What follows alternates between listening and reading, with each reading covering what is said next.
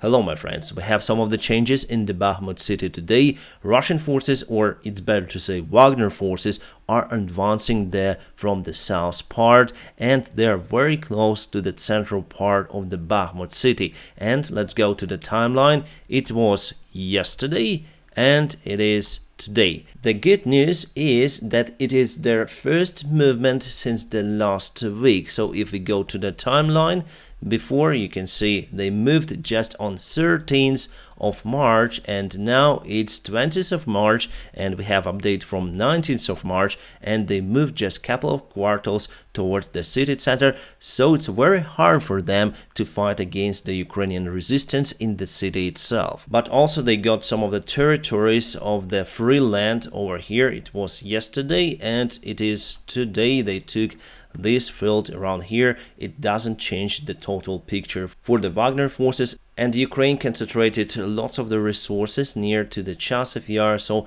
I'm quite okay with the security of this particular place. The most vulnerable area is over here. The distance between the Russian forces is a little bit more than 2 kilometers. And Prygozhyn is frustrated about their own achievements in the Bakhmut city. He said that they should expect the Ukrainian counterattack that may happen in just 2 weeks in the Bakhmut area if Russian forces would not assist from the flanks. So now they're just alone fighting in the Bakhmut city. And it's not really true, because this is Russian regular army assault regiment of 106 Airborne Division. And also Wagner's backed up by 57 Separate Motorized Rifle Brigade, but actually yes, it's true that Wagner is fighting inside the Bakhmut city and they asked to cover from the flanks by the regular Russian army forces. But regular Russian army mostly sucks, that is why they cannot do anything here, because Ukraine sent more reinforcements to the area and they are unable to move forward from the south or from the north around here. And we are out of the information whether there will be the Ukrainian counterattack in the area or not, but Prygozhyn is sure about it. Maybe he wants to cover his own mistakes in evaluating the Bakhmut encirclement, because around 2 weeks ago he already had reported about the Bakhmut city being encircled by the Wagner forces, but it appears that it's not true. But the big risk of encirclement of Ukrainian forces still exists in the region, and that's why I am very concerned about the place. And I told you many times before, I would move our forces out from the Bakhmut city, but firstly you need to build huge defense lines behind the front lines to make sure that Russian forces or Wagner forces would not move towards Kramatorsk and Slovansk. Maybe we are doing this job right now. And I just give few percent for the Ukrainian counterattack that may happen in nearby time. Also we have the other hotspot in Avdiivka over here. Russia moved through Krasnohorivka. If we go to the timeline, you can see that they took some of the villages and part of this lake around this area, but those are regular Russian forces and they move very slowly even compared to the Wagner forces. So this is the end of the February, and as you can see they did just a minor success throughout the recent months. And Ukraine continued to trade its territory for the time. We need to win the time before we get the massive shipment of the military from our Western allies, armored vehicles, more artillery shells, and obviously MiG-29 fighter jets. Without those it's not possible to start the counterattack, but we're gonna start it. It's gonna happen in May, I think. And remember that the same scenario was played in Severodonetsk and Lysychansk. Then Russia slowly advanced towards those two cities and took this territory under their control, and just in a few weeks Ukraine started the counterattack in Kharkiv region, taking the vast territory. Russian forces were so concentrated on Severodonetsk and Lysychansk that they lost the situational awareness and led Ukrainian to liberate the vast territory, capturing lots of the Russian soldiers and also the armored vehicles, especially tanks. The similar scenario could have happened with Kherson, but it was much harder to liberate this area. Those areas, it was real fighting and Russia resisted there, but finally Russia performed the goodwill gesture trying to save their forces and moved away from the Kherson, destroying all of the bridges across the Dnieper River. And even if someday they take Bakhmut, it's still incomparable achievement compared to the loss of the Kherson and this area that they did just because of the single decision, not even fighting really for this particular area. I'm not speaking about those flanks where they were fighting very hard. So for this day, I'm quite optimistic about what is happening on the front lines, and Ukraine still has the strategic advantage over the Russian forces. Russian forces are really slow in their achievements on the front lines, and they waste their crucial resource, the human resource. And yes, now they start to hire more people to the Russian army and also for the Wagner army, but still they need time for preparation, and in the best case scenario they may advance maybe during the late summer. And speaking about the advertised military campaign, the huge Russian assault that we have seen in the Western media and also in the Russian propaganda media, it simply hadn't happened because Russia is in lack of resources. Yes, the biggest country with lots of the natural resources, because of the lack of the management, because this war wasn't really planned,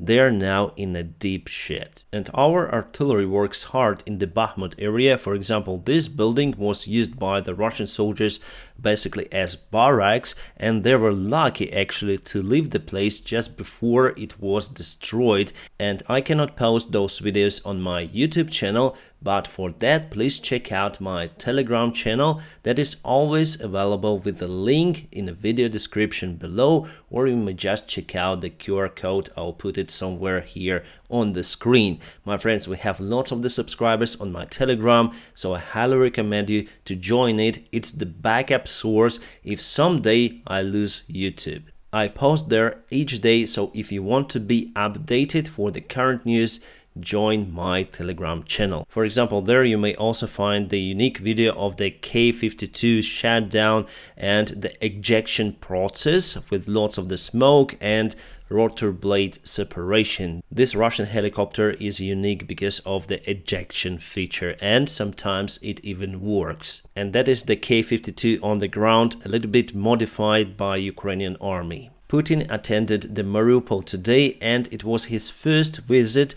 close to the front lines. Well, actually Mariupol is far away and we cannot use HIMARS rocket artillery systems to fire on that particular place because we are simply in lack of the long-range missiles, and it was filmed near to the new building that Russia built over there. Firstly, they destroyed all of the buildings with civilians, and now they've took some of the civilians near to the new building and claim that everything is okay, their life changed for good. This is for sure the complete nonsense, and Russia should be prosecuted, and Putin himself should be prosecuted for what he's done in Ukraine. Today, the Polish ambassador in France said that if Ukraine loses the war, Poland will fight against Russia. They have no other choice. But I didn't post those news because he's just a Polish ambassador in France. He's official but not really high ranked, and now official Poland said that the words of the ambassador were not understood correctly and taken out from the context, so that is why it's not a big news. What I might say that Poland will not have to fight against Russia because Ukraine will never lose. And Polish people, thank you so much for your kind support and also for the MiG-29 fighter jets to Ukrainian Air Force. Stay awesome. Today Russians found a drone in Tyrska Oblast. It is far away from the Ukrainian border and it's the flying wing design, and I don't think it might have carried some sort of the explosions. I think it was the surveillance drone, and it's quite light. It has, I think, the engine on the front, the propeller, because for sure there is no engine behind the drone. Maybe it was used as the surveillance drone It has no marking, nothing, and really it's kind of the small drone to carry the explosives. Today German officials said that they will arrest Putin if he would step on the German territory someday. Germany became the first country that officially said that they will implement the decision of the International Court under the proper circumstances. And today it was the interesting video released by Ukrainian army. So here you can see the Bayraktar TB2 drone that was partially intercepted by the Russian Sukhoi Su-27 airplane over, I think, the Black Sea, because below you have lots of the water. The altitude is quite high, 20,000 feet, but the speed is quite slow. Well, this is actually the slow drone, I might say, compared to the United States made like Reaper or Global Hawk. So what this airplane created there is the wake turbulence, and you'll see what will happen to the drone after it entered this wake turbulence. So it lost the control, the camera is shaking, the signal is kind of the bad, but we can see the attitude differs from the pitch down to -40 up to -55. But after all, this drone became controllable and we saved this drone.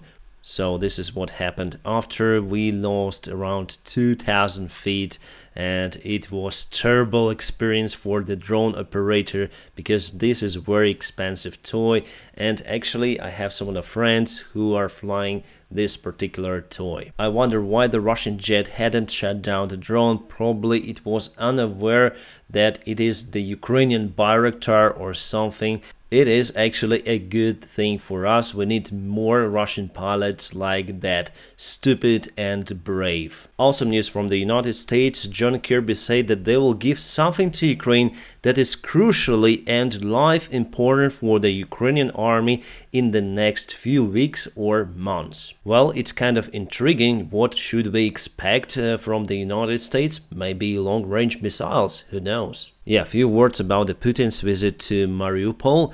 This guy attended Mariupol as well in 1941, but he and his forces hadn't stayed in Mariupol for a very long time. My friends, now press the like to this video, and if you want to support my job, there are some of the links available in the video description just below, and my special thanks for the sponsors of my channel and also for supporters on Patreon. Guys, thank you so much for your support. I wish you all a peaceful sky wherever you are, and have a great time.